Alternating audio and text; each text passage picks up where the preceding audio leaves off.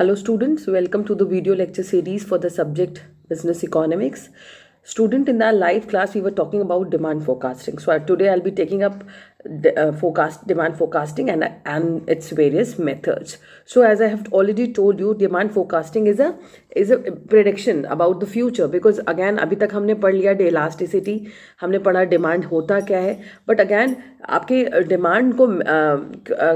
Demand के methods या type से आपको एक बिजनेस हाउस को कभी सेटिस्फैक्शन नहीं, बिकॉज वो हमेशा फोरकास्ट करता है, वो प्रिपेयर करके चलता है क्योंकि this we have already studied that there are two basic roles which a business economist has to take care of. One is like future prediction, and then gradually the forward planning. So means decision making plus forward planning. These are the two major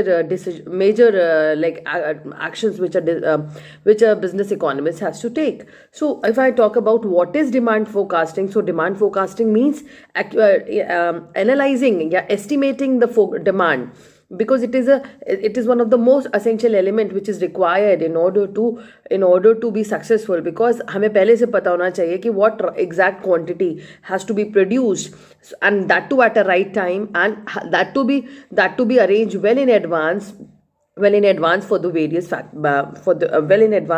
for the consumers. So forecasting helps the firms to access the probable demand for its product, plan it production accordingly. So ये एक in just अगर हमसे crux पूछा जाए कि what is demand forecasting, तो demand forecasting refers to estimation for the future demand of the product. So like future demand of the product. So like when I talk about demand forecasting, there are three basic levels जो हम आपको live class में बता चुके हैं. One is macro level. Macro level is related to business conditions prevailing in the economy as a whole. Next is industry level. जब हम industry level पर आते हैं तो as an industry, since we being a part of some association, some group, like if I am dealing with talk about some car, so I belong to automobile industry. So again being an associated with an industry, we need to understand like the growth and the prospect of that particular industry. And industry, as we know, it includes number of firms. So in this way it is useful for inter-industry comparisons as well. Okay, now the third level of demand forecasting is the firm level. Now it is one of the most important, like from the managerial point of view, most important, as it helps the management in decision making with regards to the firm's demand and its production. Okay, so like अगर हम कंडिफ and still की definition को coat करते हैं तो demand forecasting is an estimate of sales during a specified future period based on proposed marketing plan and a set of particular controllable and competitive forces. So like again, by controllable and uncontrollable and competitive forces obviously means since we are predicting the future, so predicting the future means something which is beyond the ambit of or beyond the control of the manager. So like this making decision on that front is termed as demand forecasting. So now demand forecasting can be short term demand forecasting and long term. Short term means which is limited to a short period, usually for a year, so that इसका agenda क्या होगा कि भैया over production ना हो, under production ना हो, कम ना पड़ जाए, या ऐसे मेथड्स यूज़ करना जिससे हम अपनी कॉस्ट ऑफ प्रोडक्शन को कम कर सकें. प्राइस पॉलिसीज बहुत केयरफुली रखें ताकि हम अपने लाइक कॉम्पिटिटर्स की प्राइस के साथ मीट आउट कर सकें. बेटर सेल्स टारगेट्स डिसाइड करना ताकि so that it can be this can be done on the basis of the future demand and establish control systems where a high target may discourage obviously salesmans. तो अगैन एक balance बनाना, correct sales target set करना, forecasting the short-term financial requirements for planned production, and evolving a suitable advertising and promotional programs. So ये तो short run. और long run की बात करते तो long run means you have an ample time. Obviously it covers a long period of time. तो again किस तरह के new units रखना ताकि हम expansion के plans बना सकें.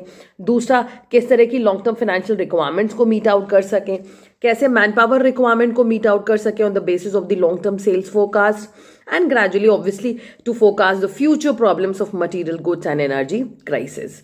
So students, these were the two parameters, like where we used to what ways, what type of forecasting has to be done on a short level and then at a long period of time, like long term demand forecasting. Now students, this is a chart like which will give you the exact clear picture about what are the methods. Now again you will find कि ये जो like demand forecasting can be classified into under two heads. One is survey method और second is statistical method. आप सर्वे बोलिए या आप इसको opinion poll बोलिए, कोई कंफ्यूजन वाली बात नहीं है, दोनों में सिमिलर है. दो कैटेगरीज याद रखना है, survey and statistical, and further they have been like divided into various heads. We'll take up them one by one. So today first I'll be talking about the survey method or the opinion method, opinion poll method. तो अगर हम survey method की बात कर रहे हैं तो इसका मतलब क्या हो रहा है कि information about the desire of the consumers and opinions of experts are collected by interviewing them. तो मतलब जाहिर सी बात है कि we are just approaching the like prospects directly in or through some via through some options, and ultimately we are collecting information. This is it's opinion poll because यहाँ पे हम लोगों के opinions ले रहे हैं ना. opinions किस किस के ले सकते हैं? तो सबसे पहला जो हमारा एक है consumer survey method. तो again हम क्या कर रहे हैं, we are going to survey the consumers कि like what product they want, are they like satisfied with the product. तो इसमें हम एक तरीके से potential buyers को approach कर रहे हैं और उन buyers से हम उनके buying plans के बारे में जान रहे हैं. तो ये method is ideal and it gives you first hand information, but it is costly and it is difficult to conduct. क्योंकि अब इसमें difficult to conduct क्यों होता है, because again consumers n numbers होते हैं, तो it's very tough. तो उसके लिए हम अलग अलग फॉर्मेट में करते हैं. तो अगर हम कंज्यूमर सर्वे कर रहे हैं, you can see from the chart itself, this can be done इधर in which is termed as complete enumeration. Means सारे कंज्यूमर्स जो हमारे प्रोडक्ट को कंज्यूम कर रहे थे, हम उन सबको अप्रोच कर रहे हैं, उनको इंटरव्यू कर रहे हैं और उनसे इन्फॉर्मेशन ले रहे हैं. Now next is sample survey. उसमें हमने क्या किया कि we have selected a sample for interviews. एक सैम्पल ले लिया और उस सैम्पल को, ये किसी भी तरीके से किया जा सकता है, रैंडम सैम्पलिंग, स्ट्रैटिफाइड सैम्पलिंग, लेकिन हाँ we are just adopting a sampling technique where not in the entire population but a representative of the population in the form of a sample is interviewed. Now the third is end use. So when a demand for a product from different sectors such as like आपकी industries, consumers, experts, exports and imports, उनको हम ढूंढते हैं और उनके basis पे हम check करते हैं कि हमारे प्रोडक्ट्स की डिमांड क्या होने वाली है. तो ये तो हो गया हमारा फर्स्ट, दैट इज कंज्यूमर सर्वे, जो हम आपको ऑलरेडी अपनी लाइव क्लास में पूरा डिटेल बता चुके हैं. नाउ नेक्स्ट हमारा आता है सेल्स फोर्स ओपिनियन मेथड. तो सेल्स फोर्स का मतलब कि यहाँ पर हम सेल्स फोर्स को अप्रोच करते हैं, उनके कलेक्टिव ओपिनियन के बेसिस पे डिमांड की फोरकास्टिंग करते हैं. Now under this method the company asks its salesman to submit the estimate for future sales, जो भी उनकी रिस्पेक्टिव सेल्स टेरिटरी होगी. Now what is sales territory? Sales territory means the region जिसको हम cover कर रहे हैं. अगर एक सेल्स मैन है तो उसका अपना एक पर्टिकुलर एरिया होता है. Now that area is termed as territory, means the boundaries within which that salesman has to like perform sales. तो उसको अब अगर उसको कहा गया कि तुम अपनी टेरिटरी से अपने क्या प्रोस्पेक्ट्स हैं, क्या व्यू पॉइंट्स हैं, आप वो हमें दीजिए.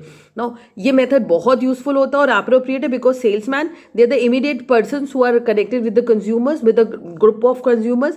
भाई अगर इंदिरा नगर लोकेशन के लिए एक सेल्समैन है तो पूरा इंटायर इंदिरा नगर का कंज्यूमर का टेस्ट उसको पता है. तो कहीं ना कहीं this is highly useful, costly comparatively कम होता है एंड ये एक कह सकते हैं मोर एक्यूरेट रिजल्ट देगा because the salesman has proper knowledge about the territory he is targeting, he और she is targeting. Okay, so इसी को बोलते हैं हम अपना सेल्स फोर्स मेथड.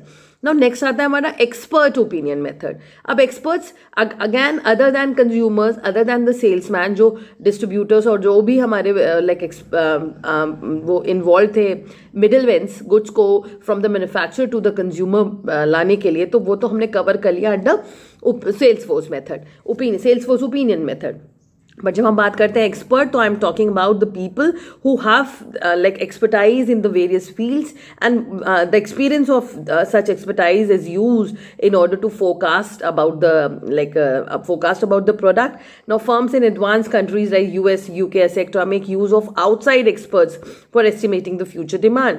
ना इसी तरह बहुत सारी प्राइवेट एंड पब्लिक एजेंसीज क्या है, वो अपने पीरियोडिक फोरकास्ट करवाती हैं, वो सर्विसेज भी देती हैं इसी में, जिसमें वो शॉर्ट टर्म और लॉन्ग टर्म बिजनेस कंडीशंस को देखते हुए अपनी लाइक डिटेल्स देती हैं to the public. So like यहाँ पे आपके पास ऑलरेडी ये देखिए पूरा मैं ऑलरेडी मेंशन है कि जब हम बात कर रहे थे ये ओपिनियन के बारे में, तो we have talked about the opinion of the sales force, we have talked about the opinion of the consumer itself, and we have talked about the third method is about the Delphi method. Now Delphi method, it is one of the sophisticated method जो कि which is arrived, याद रखना है, sophisticated method which is arrived at consensus. Now इस method में एक panel को हम एक one panel is selected now, and such this panel gives you suggestions to solve the problem जो उनको दी गई है. नाउ ये पैनल मेंबर्स कौन से हो सकते हैं? ये इंटरनल एक्सटर्नल एक्सपर्ट्स होते हैं. नाउ और ये सारे पैनल्स का आपस में कोई कनेक्शन नहीं होता, they are kept apart from each other, and वो अपने अपने ओपिनियंस को एक्सप्रेस करते हैं और तब तक वो सर्कुलेट होता रहता है जब तक ये पूरा पैनल मेंबर एक कॉमन कंसेंसस पे ना आ जाए. Means consensus means agreeing on the same thing in the same sense. So students, for examination point of view, this is one of the most important like method जिस पर question frequently पूछा गया है. तो Delphi is one of the sophisticated tool where again it's a kind, जहाँ पे हमने expert की ही बात करी, पर हमने इसके लिए एक पैनल अपॉइंट किया है. और ये जो पैनल है वो आपको वन बाय वन, देखिए I am just sharing the slides as well so that आप you can go through this. यहाँ पर जो मैंने बोला कि जो पैनल है वो वन बाय वन सारी इंफॉर्मेशंस लेगा. पैनल को हम एक प्रॉब्लम देंगे, वो अपने व्यू पॉइंट्स देगा. कौन दूसरा पैनल मेंबर है ये मुझे भी नहीं पता, लेकिन ये इन्फॉर्मेशन हम सब में आपस में सर्कुलेट होती रहेगी जब तक पूरा पैनल जो टीम है, जो हमारी तुम्हारे क्या कहते हैं, क्या जो भी एक्सपर्ट्स की टीम है, जो भी पैनल मेंबर्स की टीम है, वो कॉमन कंसेंसस पे ना आ जाए. तो this is what is known as like your Delphi method. ठीक है, तो अभी स्टूडेंट्स शायद आपको चार्ट क्लियर हो गया. सर्वे मेथड करना है उसको, सर्वे मेथड में ओपिनियन पोल बोल सकते हैं. ओपिनियन किसका लेना है? कंज्यूमर्स का लेना है, सेल्स फोर्स का लेना है, एक्सपर्ट का लेना है. अब जब कंज्यूमर की बात कर रहे हैं तो उसमें हमने 3 तरीके करा. कंप्लीट एन्यूमरेशन, सबको कर लो, पूछ लो. दूसरा हमने बोला कि सैंपल निकाल के करो. और जो तीसरा हमने बोला है एंड यूज. एंड यूज का मतलब है कि जो अल्टीमेटली इस प्रोडक्ट को कंज्यूम करने वाला है. भाई जैसे अभी जैसे मैं आपको ये चीज़ हमने आपको क्लास में भी बताई थी कि बहुत सारी इंटरमीडिएट गुड्स होते हैं, तो हर लेवल पे नहीं, अल्टीमेट जो एंड यूज कर रहा होगा हमने उसके ऑप्शन, उसके व्यू पॉइंट्स ले लिए. तो ये तो हमारे सर्वे, कंज्यूमर सर्वे हो गए. सेल्स फोर्स हम ऑलरेडी बता चुके हैं कि ये बेसिकली मिडिलमैन्स होते हैं जो इन्वॉल्व हैं. एंड जो तीसरा हमने आपको बताया था Delphi method, this is what which is one of the most important method examination point of view के. अच्छा, एक और चीज़, जब हम इंफॉर्मेशन सर्कुलेट कर रहे हैं तो ये मेल्स के थ्रू होता है. जैसे मैंने अपने व्यू पॉइंट्स दिए, फिर जो दूसरे एक्सपर्ट्स ने, अपनी पैनल मेंबर ने अपने व्यूज़ दिए होंगे वो मुझे दिए जाएंगे. ये और इसमें मेनली हमने बोला ना कि we are not aware of other panel members, सबकी आइडेंटिटी को सीक्रेट रखा जाता है. और इस सबके ओपिनियंस हम आपस में एक्सचेंज करते रहते हैं जब तक ग्रेजुअली हम फाइनल उसमें किसी तरह की कंसेंसस पे ना आ जाए. तो this process goes on until some sort of unanimity is arrived at among all the experts. Means जब तक common consensus ना आ जाए तब तक ये काम चलता रहता है. जैसे ही common consensus आया, इसका मतलब कि this is how we have forecasted, we have we have concluded something, and that conclusion is actually like a mode through which demand forecasting is being carried down. Okay, so students, this was all about the qualitative techniques.